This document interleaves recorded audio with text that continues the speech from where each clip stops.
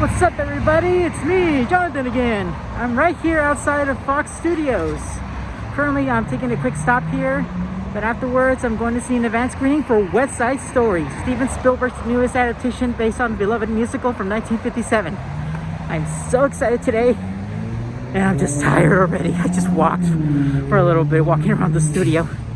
I'll show you some B-roll on this, and then I'll show you a little bit of the event screening, and then I'll tell you my thoughts about it in a little bit. So stay tuned, guys, on my channel, on my video.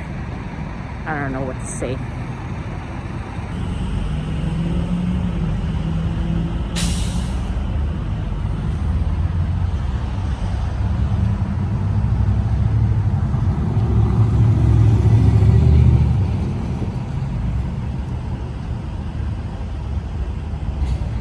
Before I continue, I'm surprised they still have the Fox name there.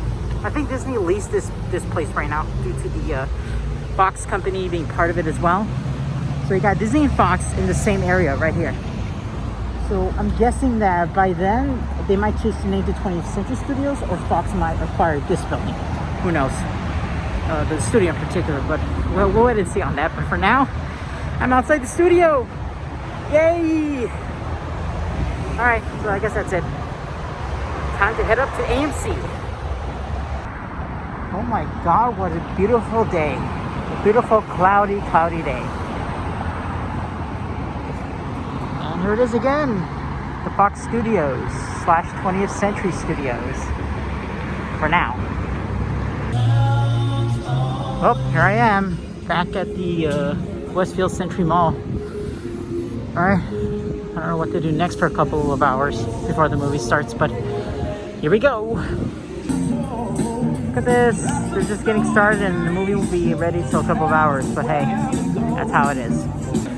Okay, they're letting us in right now, so don't know what's gonna happen next, so here we go. A couple stores, my hands were freezing.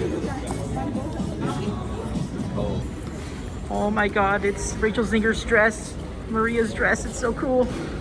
The Gringo's dress as well. Sorry about that. Okay, guys, so I managed to surpass the COVID check. So I'm doing okay, guys. Alright, so here it is. The IMAX screening for West Side Story, directed by the one and only Steven Spielberg. I'll give out my thoughts after this moment. Yeah, this is all real. And you said you rehearsed... I'm sorry. So you said you rehearsed for West Side Story? Well, I know, I didn't rehearse for it. So I actually auditioned for the movie back in 2018 here in LA. And I got a call back.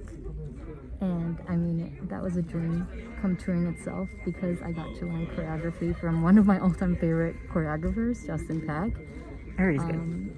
What's up? I heard he's good. He's phenomenal, and I have a classical background, so just, he's resident choreographer of the New York City Ballet, so just being in the room with him was like a dream come true in itself. That's great. Being here means a lot. It's come full circle for me, so. Yeah, so you're a theater person? I am, yeah. I have a theater background, yeah. That's great. I'm Jonathan, by the way. So lovely meeting you. Nice to meet you too. Yeah. And here we are, you guys. Looks like Spielberg and the cast are showing up. I think I got lucky with this one. I mean, I didn't think it was going to be in person. I know. How beautiful is this? It is. Yeah, it's really special. Yeah, nice to meet you, by the way. Yeah, same. That was lovely. Thank Yeah. you. Are you here with the partner? No, I'm just here by myself. Me too. Oh, awesome. Yeah. My partner, he's working right now. I mean, he Okay. wishes he were here. Oh my god. But he's busy, so. Seriously, guys, I just can't believe it's happening. Should be Spielberg. I believe Spielberg is showing up a little bit around at least 4 o'clock. Right now it's almost 3:50. Either way, I know I'm gonna be in for a ride. I just know it. So West Side Story, what's your experience on the original film from 1961? Original film, it opened up at the Grauman's Chinese in December of 1961, and I wanted to see it. I had no tickets, but there was one seat left in the front row, and it was one of the most exciting experiences of my life. So I'm really looking forward to seeing this version. I'm really a big fan of Sondheim and Bernstein, and Sondheim gave his thumbs up to this show. which it gives me a really good indication that it's Yeah. something we're seeing. So far, it's been well received by many critics. So, But Sondheim is the #1 critic. Yes. If he says it's refreshed and it's wonderful for a new generation, then I will definitely listen to his advice. of course, I'm only doing this for Spielberg and Rachel Singer. Well, yes, Spielberg too. Yeah, I mean Spielberg's the reason why I'm here in the first place, like doing movies. Yeah, well, the reason why I'm here is because I want to replay that moment back in 1961 when I was a teenager. And here you go. And here I go. Something was meant to be. I didn't plan on this. Sometimes the best things in life are not planned. Exactly. They're just absolutely serendipity. Yep. And congratulations on reaching that goal. Thank you. Here we go, guys. I think the Q&A will start very soon. So yeah, that's all I can say for a second. Well, there's 3. Okay, they're getting ready. That's like the main one. I think so, but I'm doing it anyway. Can't stop me. Hey, I made it in. I got somebody was in line.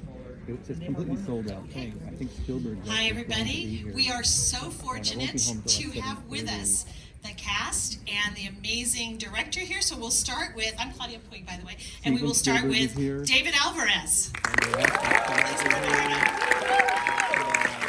Pretty cool, pretty cool. Mike Feist, who plays Riff.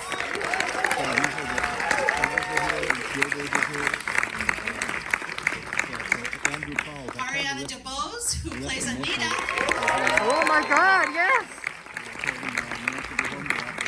That's Maxwell fantastic. Elhart, Tony. And among the only Steven Spielberg. Yeah! Steven!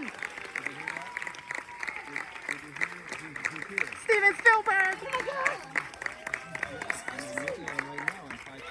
That guy's my god right there. He's a god. Welcome. It's such a thrill to have you all look like sitting him as you here. get older, Wait till you you're right. see them all up there. I gotta go. Anyway, bye. You won't see Steven, but Steven, I wanted to start by asking you, this movie, the original 1961, was the very first movie I ever saw as a little kid. So it has a super special place in my heart. And I think it has a super special place for you too, from what I hear.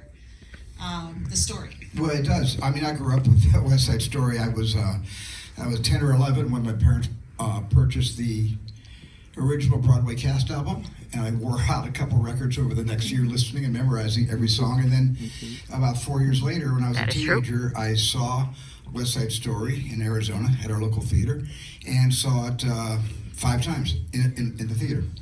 Wow. So, with all that, yeah, I've also heard that it sort of inspired your career. Is that true? That it led to your wanting to become a filmmaker, or? No, wanting to crash my Lionel Train set is what made me become a filmmaker. On film, I used to crash all my toys all the time. That pretty much led to it. Basically, destruction is what brought me into this business. But West Side Story was just, for me, it was my favorite Broadway musical score of all time, and it still is, as a great score by Leonard Bernstein and Stephen Sondheim. You rest in peace.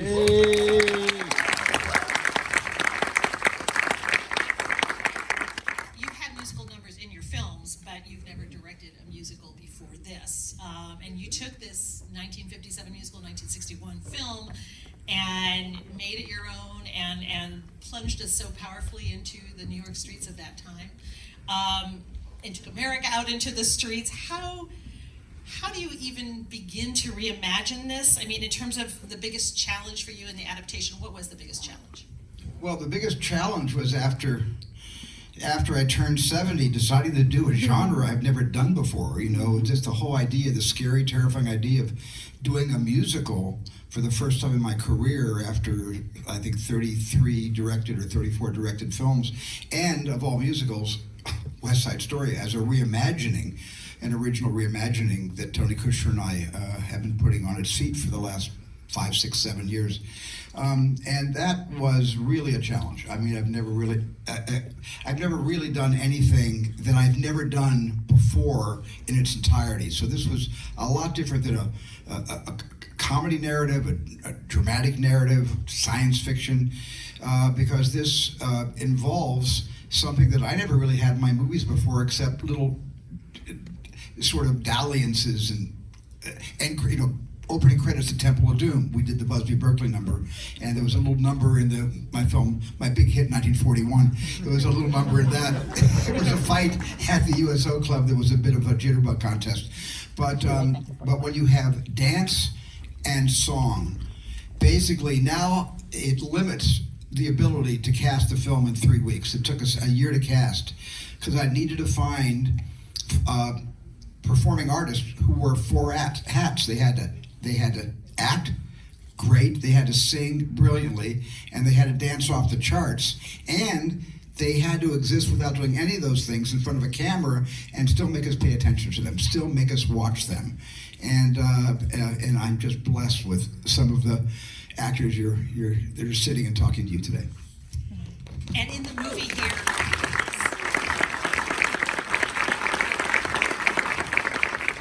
so in the 1961 movies, this is not a spoiler, not very much Spanish was spoken, but in this film there is a great deal of Spanish spoken, which is wonderful because it takes you into the sense of being a part of an immigrant family and knowing how that really works. Can you tell us a little bit about the discussions you had with Tony Kushner about working in all the Spanish that you did?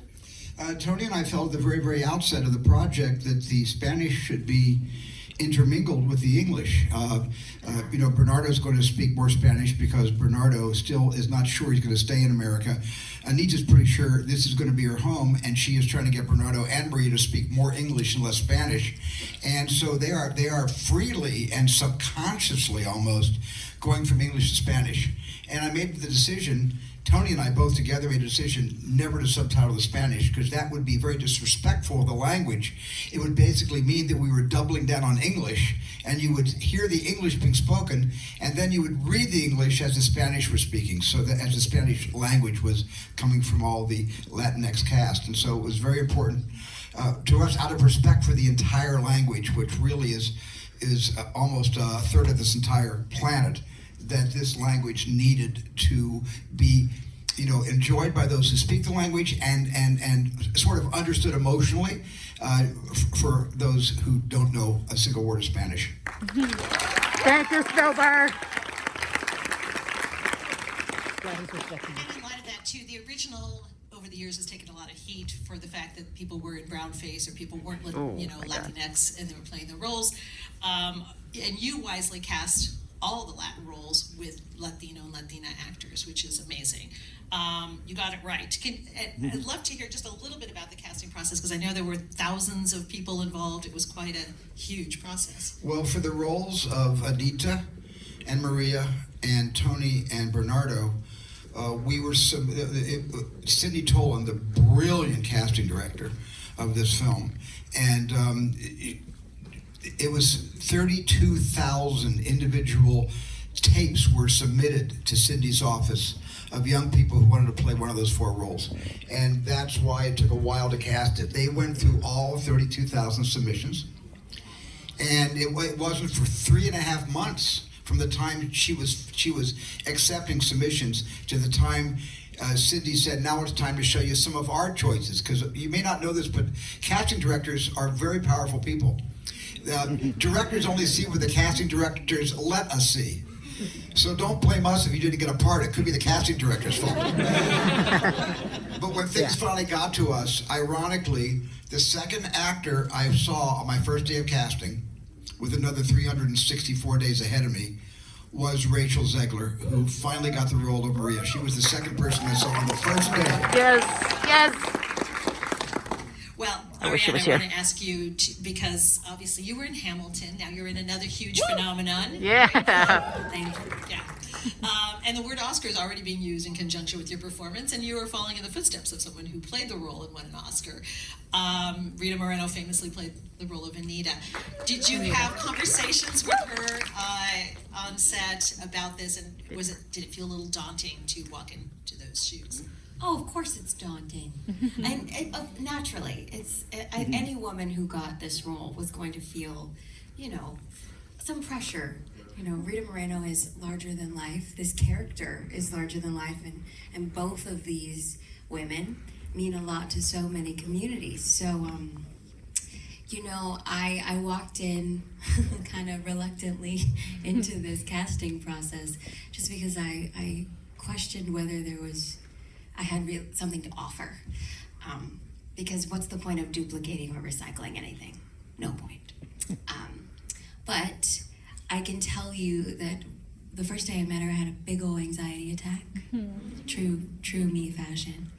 And once I composed myself, I said, "I'm so sorry, shall we start over? That would be great." And she was like, "Honey, it's a lot." And then she said, "Lean into everything that makes you unique. But other than that, you got this." And I did, and I let myself own that. You know, you have to take ownership of anything you do, otherwise I don't think any adventure, specifically mine, is going to be successful. But I got past the 60 years of legacy because I realized when I was 7 or 8, I fell in love with the woman in the purple dress, right? I loved the way that she moved with reckless abandon, and she sort of looked like me. And I saw myself, you know, reflected back to me in some way. And there have been many Anitas in my life since that time. And there came a point while we were filming America, actually, where I was like, oh, damn, I'm going to be the girl or the woman in the yellow dress with the red skirt for some young girl who's going to see herself in this. And so it wasn't about feeling the pressure anymore. It was about carrying on possibility for young women who look like me, young women in general. So it's about carrying on the legacy of that. And that's how I feel about that. Awesome. Ansel, Tony's story here is different than it was in both in the 61 movie and in the 57 musical. And I wondered if you watched the original, if that was something you were, really familiar with before embarking on this. And you're known a little bit more as a dramatic actor, although we know you can sing and dance and all that. But so what was it like to do that much singing and dancing in this movie? Yeah, I mean, it was an absolute pleasure. I love singing and dancing ever since I was a little kid. My father, when he was 17, he saw the original production of West Side Story on Broadway, and he loved it. And then as a kid, I was given, like Steven, a CD, a burned CD of West Side Story. And I listened to that, and I learned everything. And then of course, I watched the movie, and I loved the singing and the dancing. And so it's always been kind of a dream of mine to be in a stage production of this or a movie of this or anything, and to be able to then work with all these masters and to honor the lyrics of Stephen Sondheim, and to be able to work with Stephen Sondheim as well, and to be able to sing the melodies of Leonard Bernstein, and then to dance the reimagined choreography by Justin Peck, and be able to sit in a room with Steven Spielberg and talk about who is this character, and have Tony Kushner hand us, all of us actors, pages of backstory. This is who you are. I mean, it made it so easy because it was such a great collaboration. We had so many amazing people to collaborate with, and feeling pushed and feeling like we wanted to honor this amazing work, and be so that, like Ariana said, it could be something that now, someone can give their kid, here's this new movie, West Side Story, and you got to check it out. And hopefully then that legacy keeps going, and one day someone makes this 60 years from now again. Yeah, I mean, Who knows? Stephen always says, he's like, there's so many young people of this generation, many who've never heard of West Side Story. So, that's, My sister. I think, was sort of a unifying feeling. It's like, oh, we're making something for a new generation so they can really think about these themes. This is a very poignant story. There's so many things that are discussed within it. It's a much more socially aware take on a classic story, and it makes us ask some deeper questions, and how cool that we get to put that forth to people. I personally, that was it for me. Yeah. Well, speaking of being role models too, David, it's really wonderful to see Bernardo, who is actually Latino, and Good. it's important, for all of us Latinos to be able to see ourselves up there. So, but you were in Billy Elliot. You've been doing this a long time. You won a Tony when you were 14 years old. but then you stopped doing this. So what brought you back? Steven Spielberg. Yeah. Two words. He brought me back from the dead. I kind of, after Billy Elliot, I wanted to kind of discover my life and what I wanted to bring into this world. I ended up joining the military. I was in the Army for 3 years, stationed in Alaska, and then I ended up backpacking for another 3 years, Mexico, and that's where I got a message from Cindy Tolan. And she was telling me, hey, Steven Spielberg is making West Side Story, and there's a role for you if you want to send in a tape. And then finally, when I got back to the States, I prepared the tape, and I thought it was just such a long shot. I had no expectation. But something inside of me told me to just do it, to just send it. And I sent it. And here I am. It's crazy. It's crazy to think about it. But, It's amazing. That's great. Mike, I'd heard that different people in the cast were checking out documentaries from that era to sort of steep themselves in, what 1957 New York was like. Did you do stuff? How do you prepare for a role like Riff? Certainly. Well, Steven recommended a film. Do you remember what that was? It was Frank Sinatra, and after the conversation we had, you gave me some homework. It's amazing. I recommended a Frank Sinatra movie to you. I love that because I love Frank Sinatra, but I'm trying to think, what was his best role? His best role, of course, was Baccio in From Here to Eternity. From Here to Correct. Eternity. Yes. And that was for me his best role. Yeah, that was it. That was it. Yeah, that was it. But then, in that session that we had when we were talking, one of the things initially, Steven was asking, what do you want your hair to be like? What do you want this to be like? What do you want that to be like? And we started going through these photos, and I found these Bruce Davidson photo series, Brooklyn Gangs, that was in 1959 that had come out. And as you go through these photos of these kids and these people, you see the inability to see past tomorrow, and that there's a freedom with that, and there's also a depression with that, and it's very complicated. And as I'm scrolling through these photos, and I came across this young man who looked thin as a rail, and he had tattoos all over his body, and he was shirtless, and he was with like 4 or 5 other guys walking along the Coney Island boardwalk, and they're kind of like, snapping, and it looks like they're dancing. And I was like, that's Riff. And I remember he had a tattoo, mom on one chest and dad on the other chest. And the sad thing is that he probably didn't have mom and dad, I don't know, it was something, the duality of who these people were, the complications of the things that they really lacked, the inability, the reason for the inability to see past tomorrow is because of the lack of opportunity that's in front of them today. And the only thing that they can create and control is that tribal mentality that they existed within themselves. And that's kind of, the origin story for anyone that's been in a gang. We've always heard, like, there's no opportunity, and these people come to you and they say, well, join us, we'll take care of you, we'll be a part of, you're a part of us now. And when you don't have anyone else, it seems like, and everything on page for these guys, they are taking care of you, they are sticking up for you, and they are creating that familial thing for us. And it was a wild thing to explore, and it was a real honor. Well, in addition to being, and part of it being about gangs, obviously this is a story about intolerance and prejudice and hatred, and about surmounting that. Steven, I wanted to ask you, what would you like people to come away with after they watch this?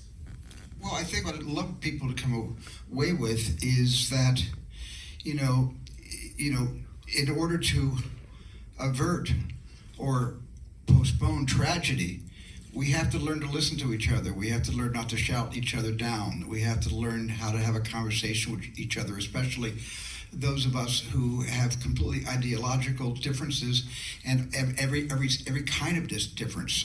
We have to understand that, you know, West Side Story, which is a version of Romeo and Juliet, except Romeo and Juliet wasn't about race, and this is.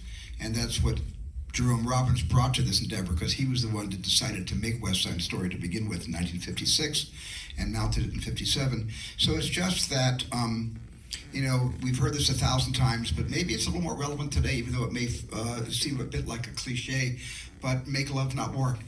Yeah, of course. That's a beautiful note to wrap up on. Thank you, Steven, Ansel, Ariana, Mike, and David. Thank you for this beautiful movie. And now you get to watch it. Come on, guys. Yeah!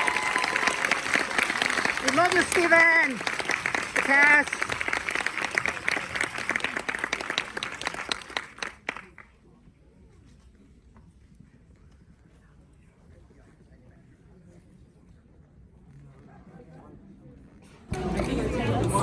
Love you guys. Thank you so much. I'll see you tomorrow.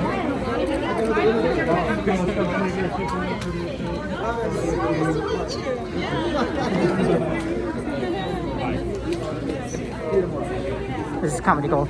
Spielberg? What is that? Can I write on this? Yes. That's a whole package of all the movies. Can I sign it? Yes, please. Thank you so much. Spielberg, I need to tell you something. Right here? You're the biggest inspiration, and you're the reason why I'm doing movies in the first place. Oh, thank you. Yes. Please. I did it, you guys.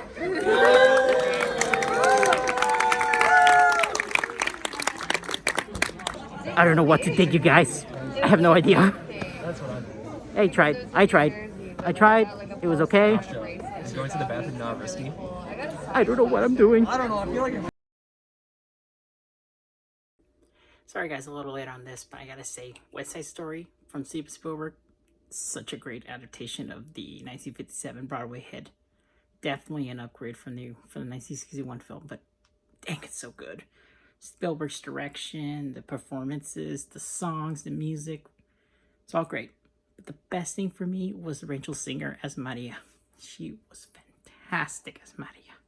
Top notch. Easily one of the best films of 2021. So yeah, I just got home right now. My hair's a little mess right now. And major special thanks to Spielberg, I guess. Guy's a legend, man. I just can't believe it happened. And another special thanks to the cast and crew, of course. And to my new friend, Juliana. She is so sweet.